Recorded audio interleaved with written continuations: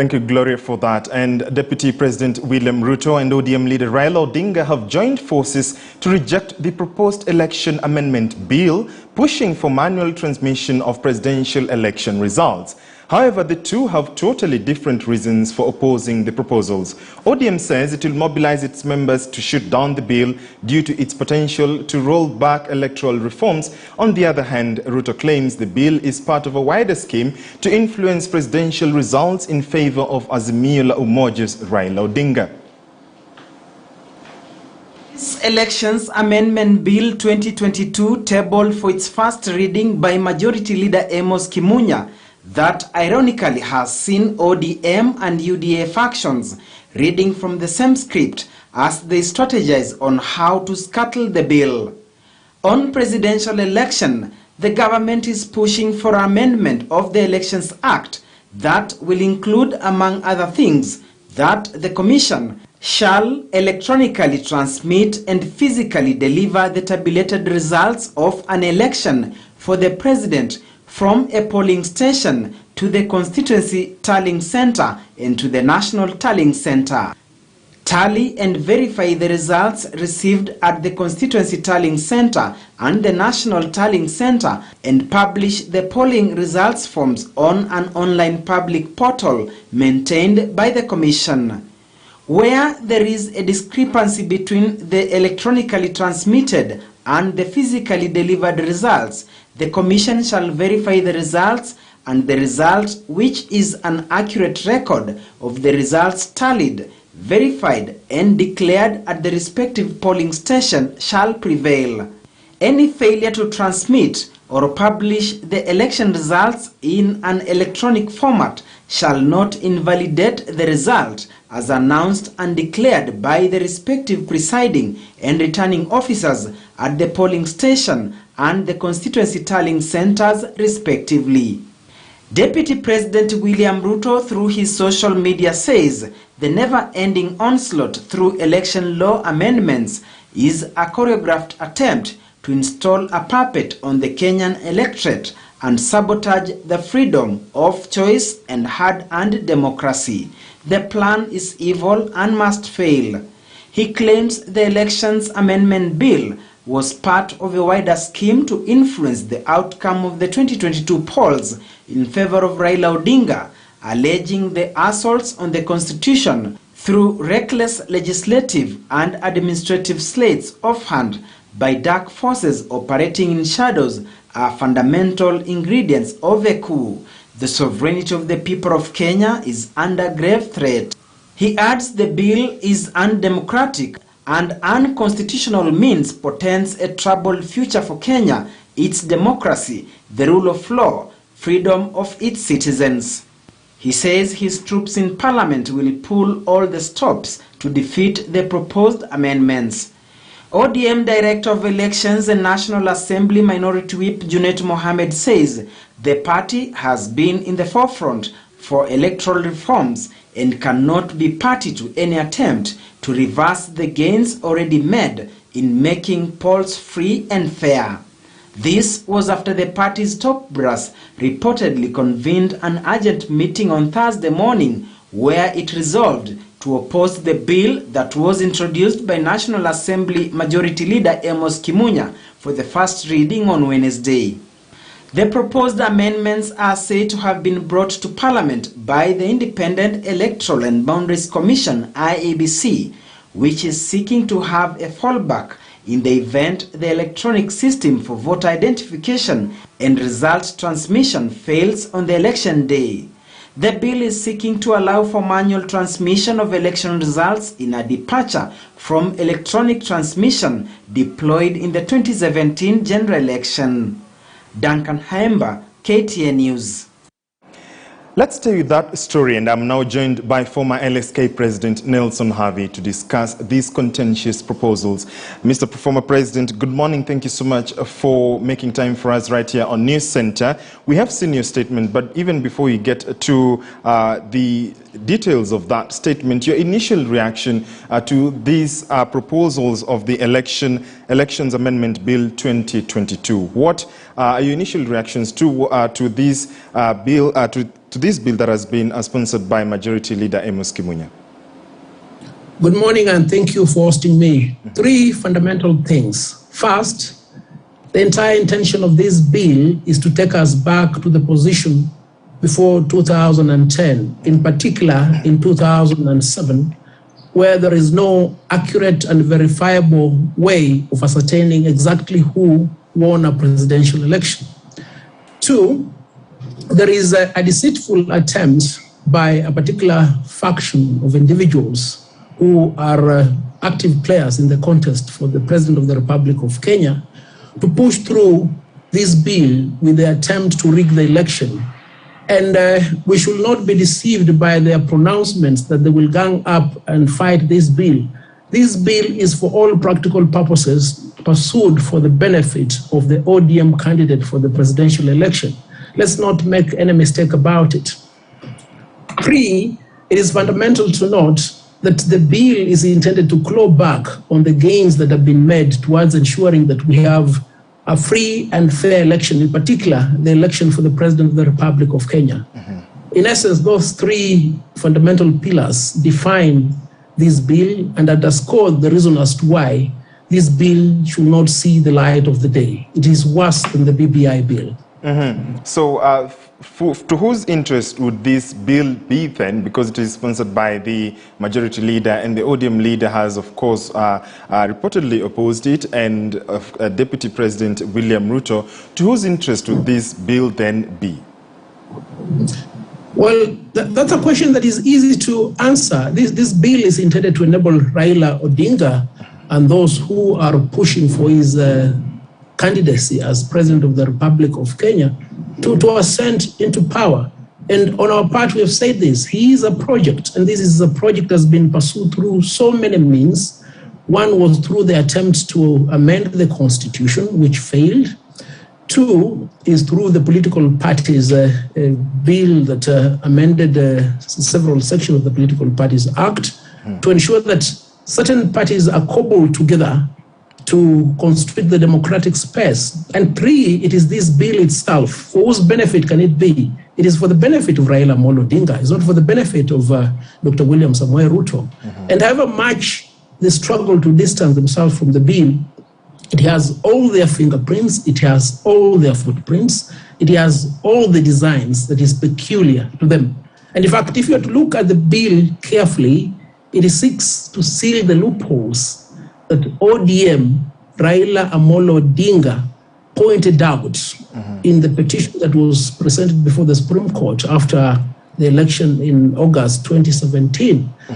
Let's not be deceitful about this enterprise. It's quite evident that the project sought to be installed on the people of Kenya has failed. It's not popular.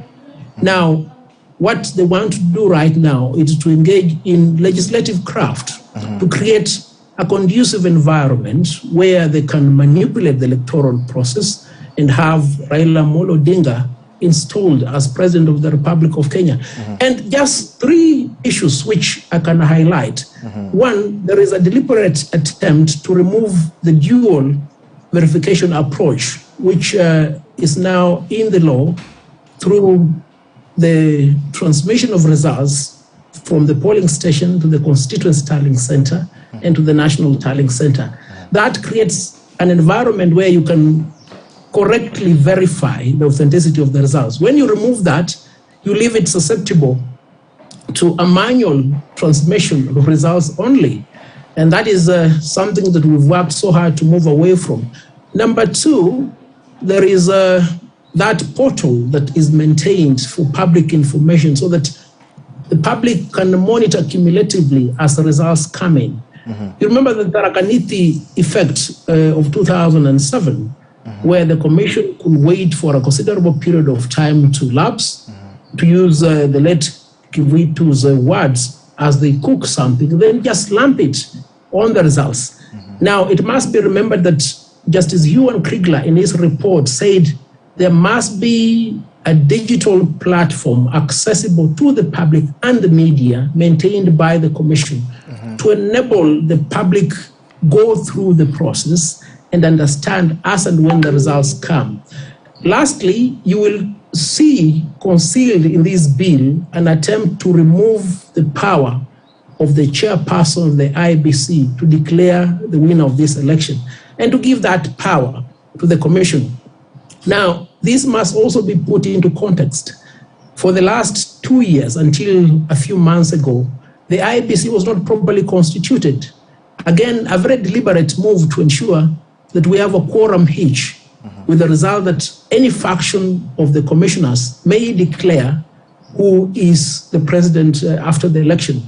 It is a recipe for chaos. It is intended to ensure that we don't have free and fair elections, to plummet the people of Kenya into a corner so that they are forced into an arrangement that does not tie up with their free will to elect a president of their choice. The rest of the issues in the bills are just there to camouflage, to conceal the real intention. But the real intention is to determine unlawfully and constitutionally who will be the president of the Republic of Kenya and to disregard the will of the people through the ballot. Havi, this has been described as an onslaught on the rule of law in the country, for a country which is continuing to experience heightened political pressure, or rather heightened political temperatures as we approach the August general election. So from where you sit, is this just the start of one of many such bills that could be presented, as you say, to favor perhaps some candidates, or shall this be another precipitate for some more laws that we shall see perhaps being brought to the floor of the House for discussion? Well, there is a short story titled Ladipo's Last Stand.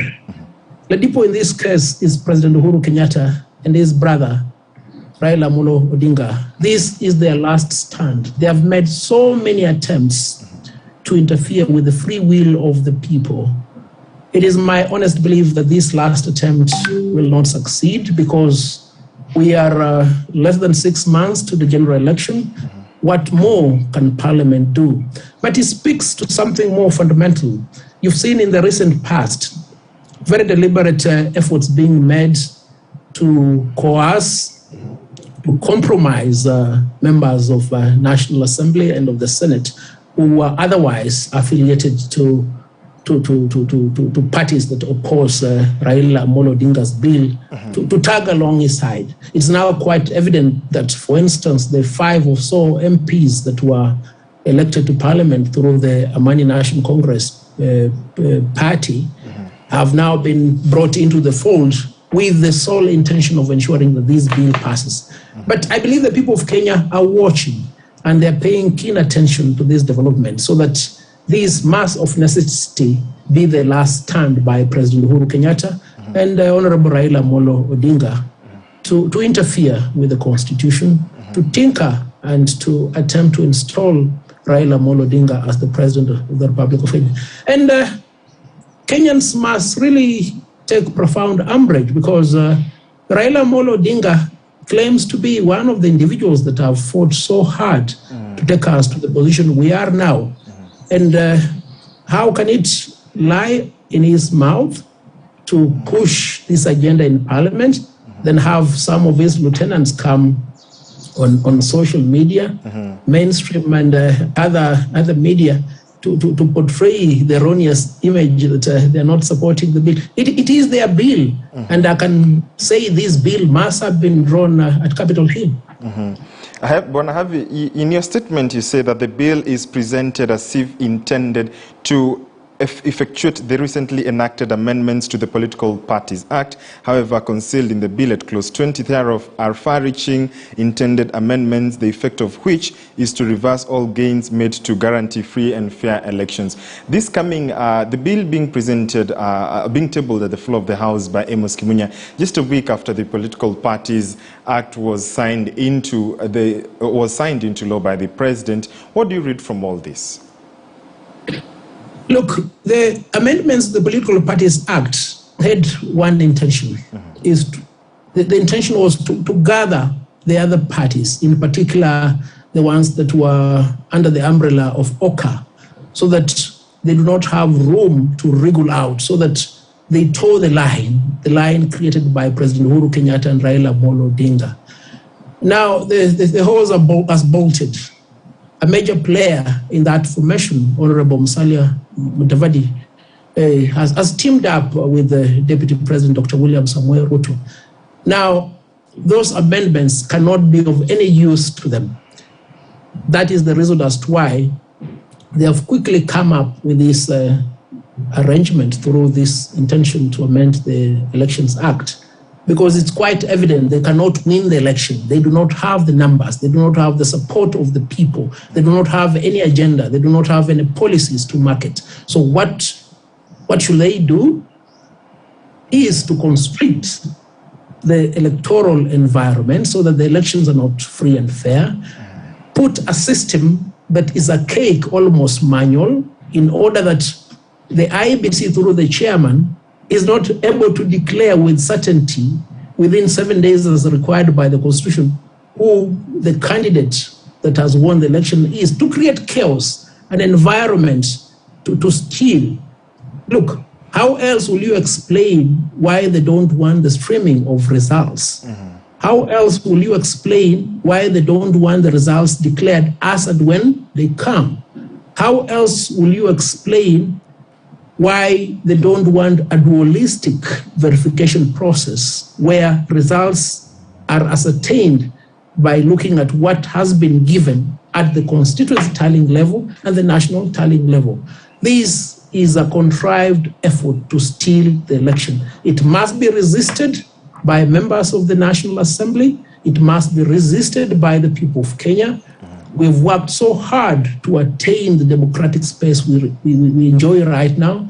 It cannot be that so late in the day, in this long journey, that one individual must do all these nefarious acts just to ascend to power. No. The choice as to who will serve the people of Kenya as president must be left to the people of Kenya. And let me reiterate what the High Court and the Court of Appeal said. The people of Kenya are the citizens, not a few individuals who sit in offices or in hotels to cobble arrangements, to contrive schemes, to come up with amendments to the Constitution on legislation just because they must ensure that one of them is in office. No, it's a big affront to democracy and the rule of law. Indeed. Nelson Havi, the former president of the Law Society of Kenya, joining us to speak on the proposed amendments to the election amendment bill that has been tabled by Amos Kimunya. Thank you so much, Havi, for joining us.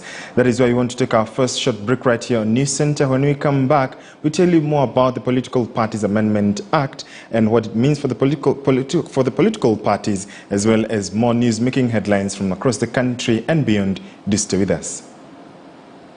Thank you.